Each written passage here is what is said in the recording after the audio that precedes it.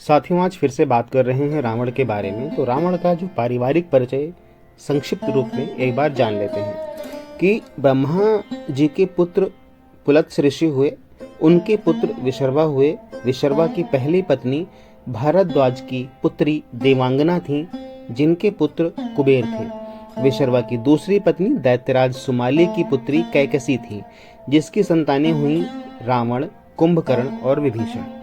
अब चलिए आगे बढ़ते हैं। रावण बहुविद्याओं का ज्ञाता था। महर्षि वाल्मीकि ने रावण को एक महात्मा कहा है। सुबह लंका में पूजा अर्चना शंख, वेद और ध्वनियों द्वारा होती थी। रावण महान शिव भक्त था। उसने वैदिक रचनाओं का संकलन किया था। साथ ही वो अंक प्रकाश, इंद्रजाल, कुमार तंत्र, प्राकृत कामधेनु, प्राकृत लंकेश्वर, ऋग्वेद भात्य, रावणीयम, नाड़ी परीक्षा आदि पुस्तकों का रचनाकार भी था। राज्य विस्तार के लिए उसने अंगदीप, मलयदीप, वराहदीप, यवदीप और आंध्रलय को जीत कर अपने अधीन कर लिया था। रावण दशरथ और उनके पिता अज से भी युद्ध कर चुका था। रावण एक त्रिकालदर्शी था।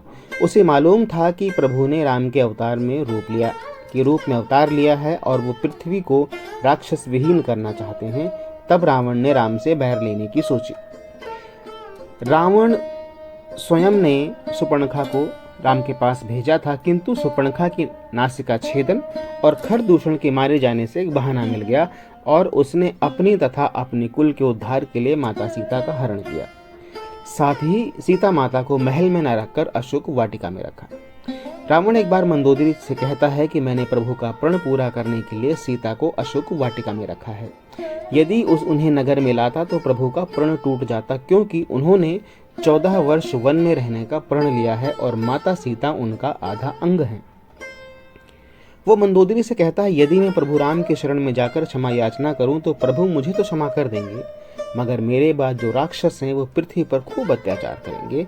इसलिए मैं कुटुंब सहित प्रभु से युद्ध करूंगा ताकि मेरे प्रभु का प्रण पूरा हो सके। कहा जाता है कि जब वानरों की सेना लेकर राम समुद्र तट पर पहुंचे, तब राम रामेश्वरम के पास गए और वहां उन्होंने विजय यज्ञ की तैयारी की। उसकी पूर्णाहुति के लिए देवताओं के गुरु बृहस्पति को बुलवाया गया, मगर उन्होंने आने में अपनी असमर्थता व्यक्त की। अब सोच विचार होने लगा कि किस पंडित को बुलाया जाए ताकि विजय यज्ञ पूर्ण हो सके। तब प्रभु राम ने सुग्रीव से कहा, तुम लंकापति रावण के पास जाओ। सभी आश्चर्यचकित थे, किंतु सुग्रीव प्रभु राम के आदेश से लंकापति रावण के पास गए। रावण युद्ध पूर्ण करने के लिए आने को तैयार हो गया और कहा, तुम तैयारी करो, मैं समय पर आ जाऊंगा। रावण पुष्पक विमान में माता सीता को साथ लेकर आया और सीता को राम के पास बैठने को कहा। फिर रावण ने यज्ञ पूर्ण किया और राम को विजय का आशीर्वाद दिया। फिर रावण सीता को लेकर लंका चला गया। तब लोगों ने रावण से पूछा, आपने राम को विजयी होने का आशीर्वाद क्यों दिया? तब रावण ने कहा कि महापंडित रावण ने आशीर्वाद दिया है, राजा रावण ने नहीं। जब राम द्वारा लंका पर युद्ध शुरू हुआ तो रावण ने पहले अपने पुत्रों को भेजा। जब मारे गए तब कुंभकर्ण को जगाकर भेजा गया। कुंभकर्ण महाभयंकर दैत्य था। उसके मारे जाने के बाद अन्य भाइयों और रिश्तेदारों को भेजा। बाद में स्वयं रावण युद्ध के लिए गया और वीर गति को प्राप्त हुआ। विभीषण एक महात्मा था, इसलिए उसे डांट फटकार कर पहले ही भगा दिया गया था। जब रावण मृत्युशैया पर पड़ा था तब राम ने लक्ष्मण को राजनीति का ज्ञान लेने रावण के पास भेजा। जब लक्ष्मण रावण के सिर की ओर बैठ गए तब रावण ने कहा कि सीखने के लिए सिर की तरफ नहीं, पैरों की ओर बैठना चाहिए। ये पहली सीख है। रावण ने राजनीति के कई गूढ़ रहस्य लक्ष्मण जी को बताया।